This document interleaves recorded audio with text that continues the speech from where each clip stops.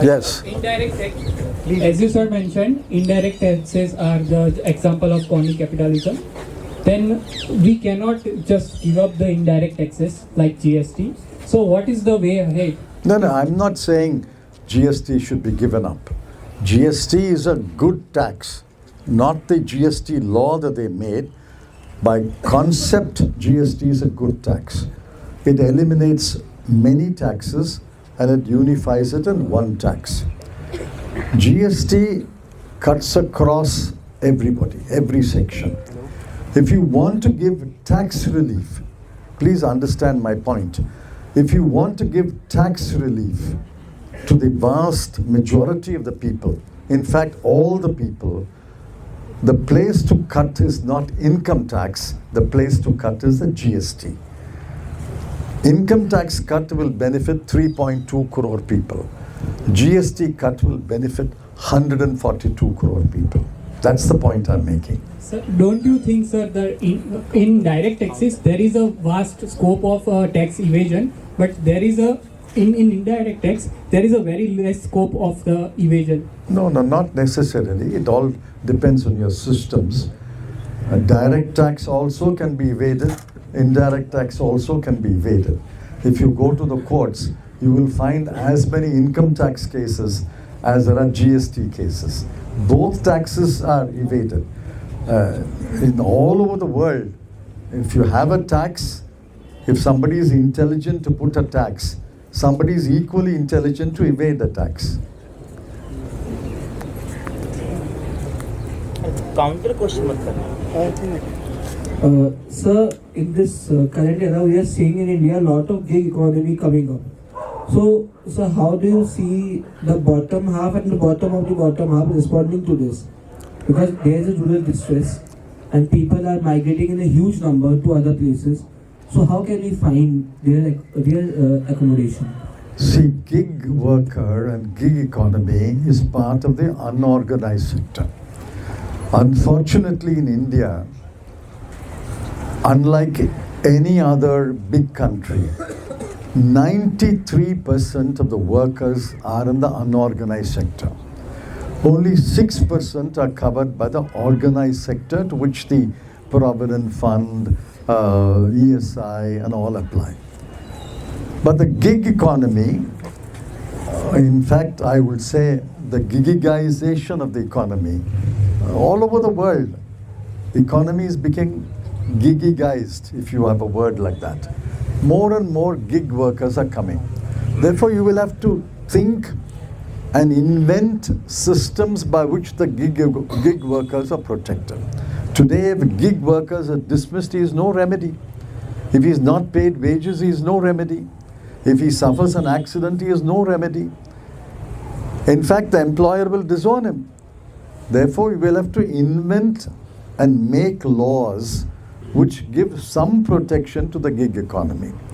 The first thing to do is have a portal by which everybody who's a gig worker has to register, and every employer who employs gig workers have to register. And that must be made mandatory. That is the starting point. If you don't know who the gig worker is, if you don't know who's the employer who's employing the gig worker, you can't make any law. The first thing is get a register for the gig workers. And then we can sit down and think how they should be regulated and how should they be given benefit to. Sir, in recent times we've seen that corporate tax is something they're trying to cut on, and they're saying that Repeat it. Corporate tax is something that's going down, and they're saying that investment will flow in, but certainly it's not working out. What's your solution to that? There was a serious mistake. Corporate tax should not have been cut to 22%, whereas the marginal income tax is 30%. That was crony capitalism. Corporate profits in 22, 23, 24, I'm sorry, 22, 23 was 11 lakh crore. In 23, 24, it was 14 lakh crore. So corporate profit is soaring. Corporates in this country have a cash balance of about 15 lakh crore. They are not investing. They are not investing for very many reasons. They are not investing. Among the reasons are they are afraid of unstable, unpredictable policies. They are afraid of investing because of too many regulations. They are afraid of investing because there are too many agencies probing them. You hear only of the CBI and the ED, but there are other agencies which are as bad. There is an SFIO which is as bad. There is a SEBI regulations which are as bad. There is RBI regulations which are as bad. In fact, I told Mr. Arun Jaitley, listen, at the end of 5 years, all the regulations that were relaxed and liberalized in the years of Dr. Manmohan Singh, you have brought it back. I told Raghuram Rajan, have you read the RBI regulations? Some deputy governor makes it, some head of department makes it. You don't have the time to go into it line by line and with a lawyer's eye. Why don't you appoint a group of lawyers and officers to examine every regulation? That is why the CEA in the economic survey this year says deregulate. Deregulation drives growth. And he used very strong words. Get out of the way. Give back to the people and the organizations the agency and the freedoms they deserve. These are 4 sentences of the economic survey. Somebody should read at least the preface. The preface is only about 3 pages. Don't read the economic survey. Read the preface of 3 pages. Go to your website, put economic survey, read the preface. That sums up. Deregulate. Deregulation drives growth. Get out of the way. Give back to the people, the agencies, and the freedoms they deserve. I told the parliament, we are saying the same thing. Get out of the way. In a different context. He said it in one context, the opposition said it in another context. What is the response of the government? The response of the government to get out of the way is not to deregulate. I'll give you an example of deregulation. 1991, Dr. Manmohan Singh became finance minister. I was commerce minister. The first thing we did was abolish the entire office of the chief controller of imports and exports. The entire office was abolished. They came and did a dharna in front of my office. They broke my nameplate. They didn't break the door. But the entire office was abolished.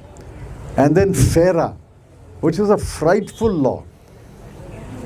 FERA was a frightful law. And we decriminalized it and made it FEMA. Foreign Exchange Regulation Act became Foreign Exchange Management Act. So we asked the CEA says, deregulate. And what is the response of the finance minister? The response of the finance minister is not to abolish any office, not to downsize any office, not to abolish any regulation. Her response is introduce 7 new schemes, 8 new missions, and 4 new funds. This is a bureaucratic paradise. If you create a scheme, immediately the bureaucrat gets power and money. You create a mission, he is very happy because he can recruit people and then fill it in the mission.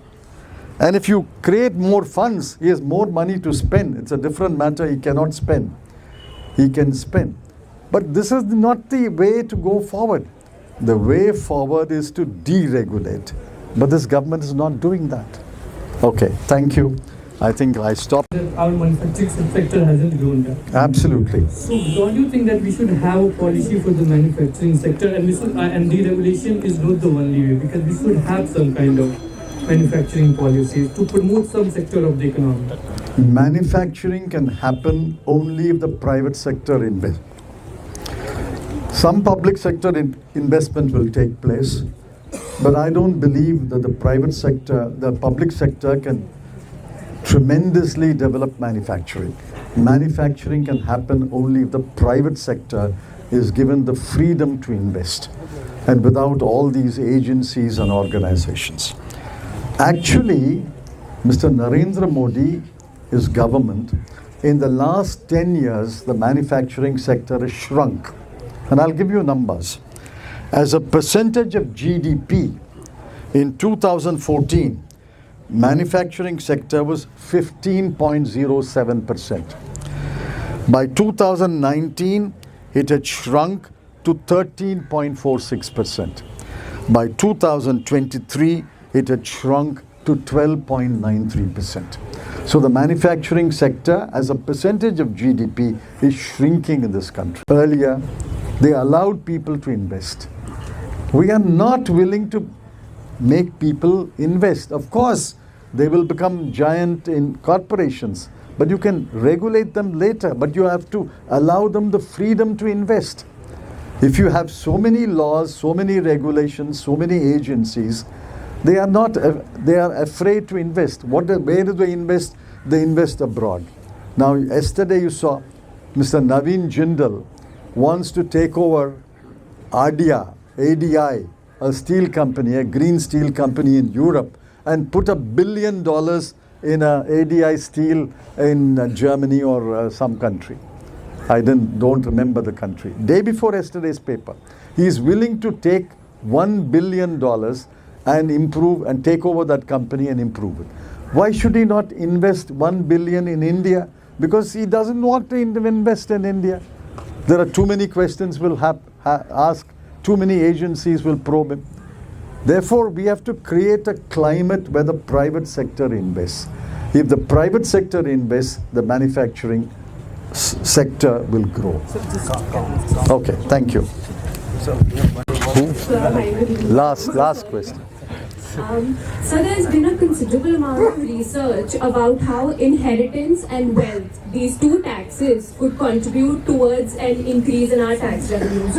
What do you think about pursuing a more aggressive policy of directly taxing the rich?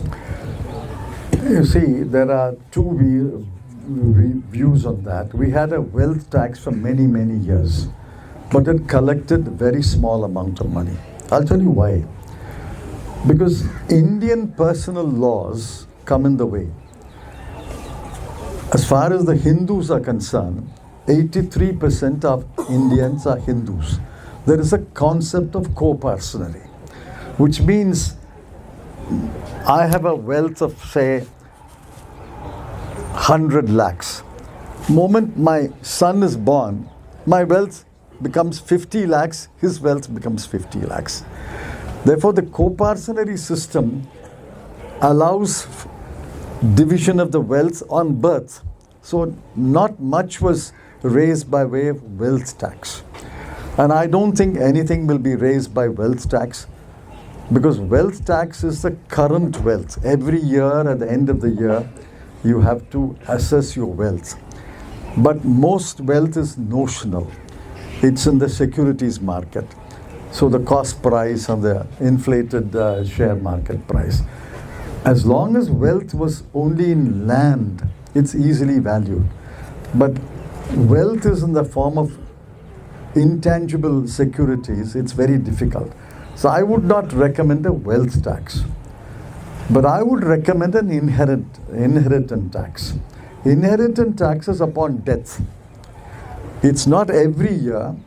Inheritance tax is upon the death of a person, whatever his estate is, a portion is taxed. I would recommend that. But in Indian public opinion, you have to keep the threshold very high. You can't keep it at, say, 10 lakhs. Then there will be a revolt in this country. You have to keep it maybe at 25 crore or 50 crore. Then maybe a significant amount of money can be realized in inheritance tax. Okay, thank you. Thank you, sir. It was a very insightful talk. Now I would